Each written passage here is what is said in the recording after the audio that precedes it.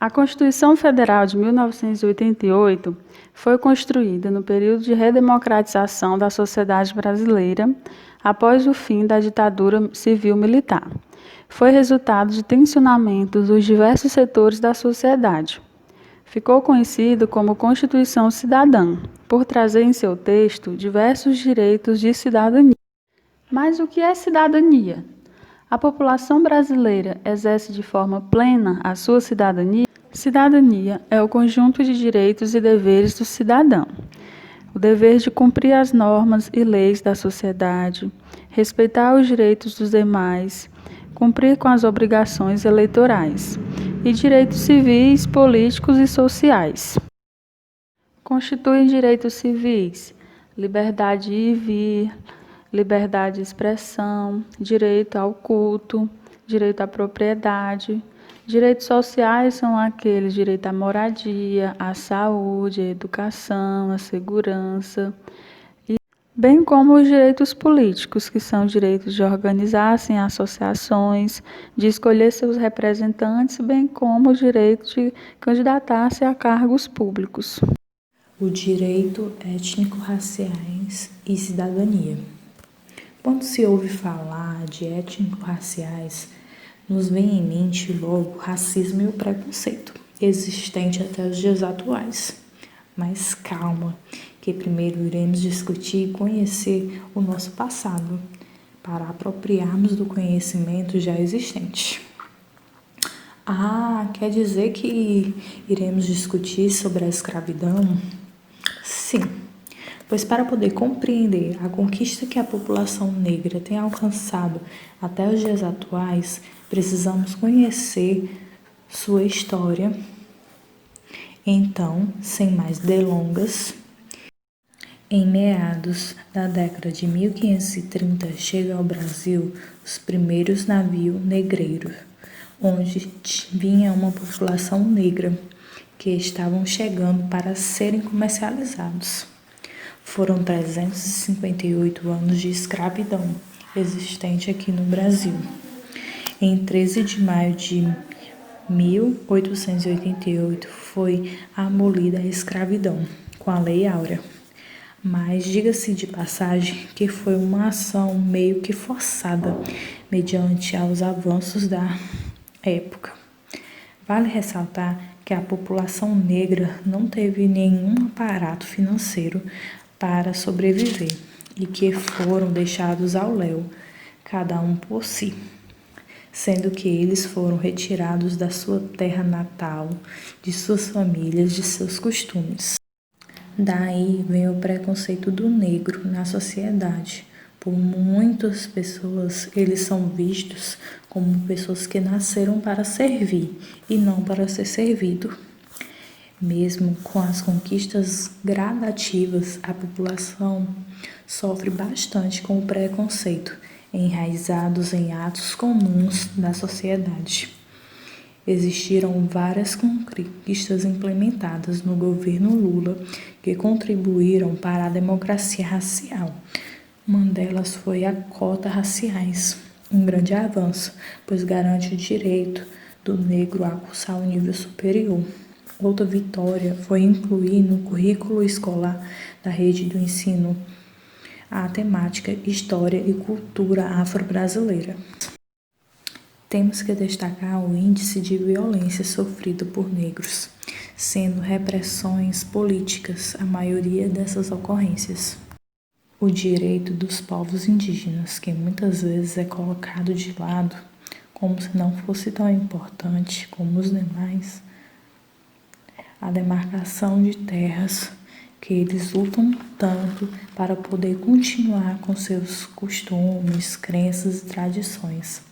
Vale ressaltar que a modernidade também está inserida nessas tribos. O direito do povo indígena é constantemente ameaçado.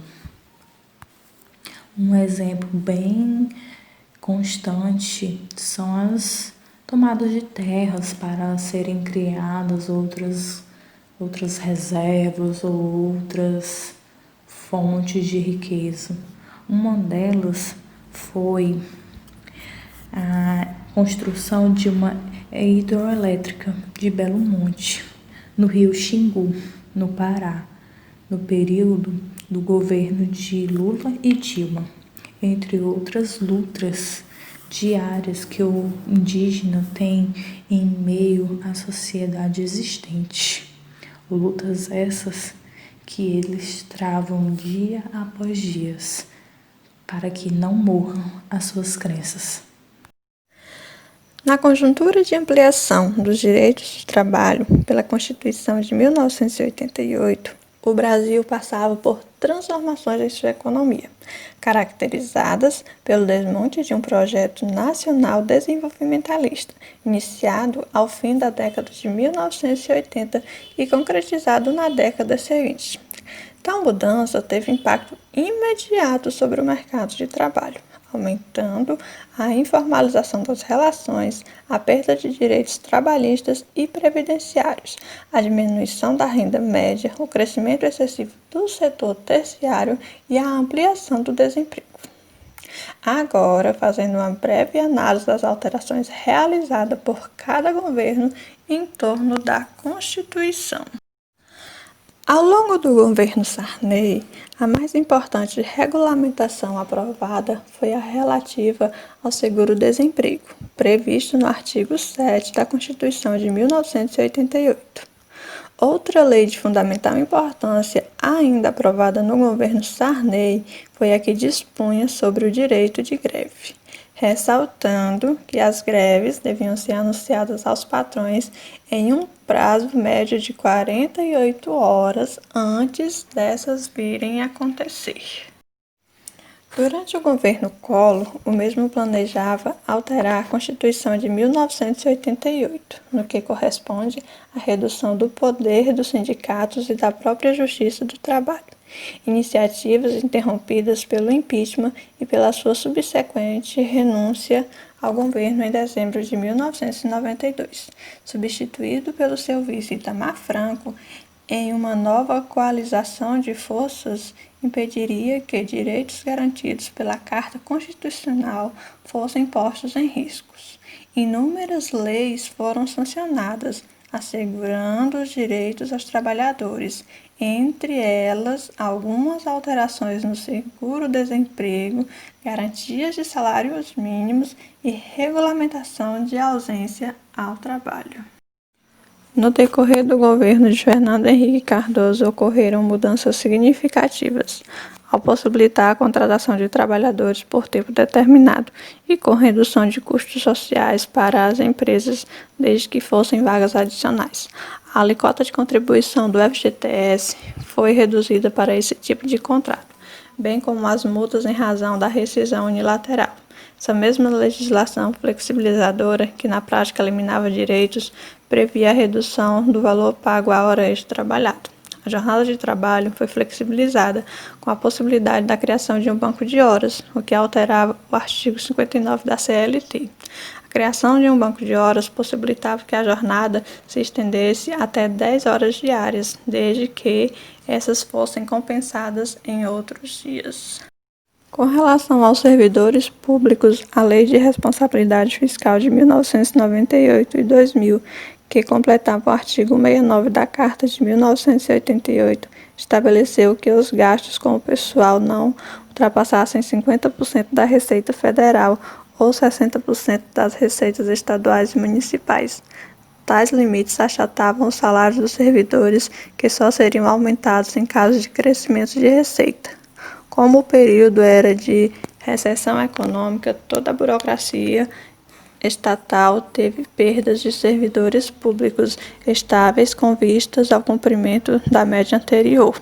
Como agravamento de perdas de direitos dos servidores públicos, no ano de 2000 foi permitida a contratação de servidores públicos celestistas que perdiam a estabilidade no emprego. Embora tenha tentado fazer valer seus projetos, Fernando Henrique não conseguiu realizá-los em sua totalidade.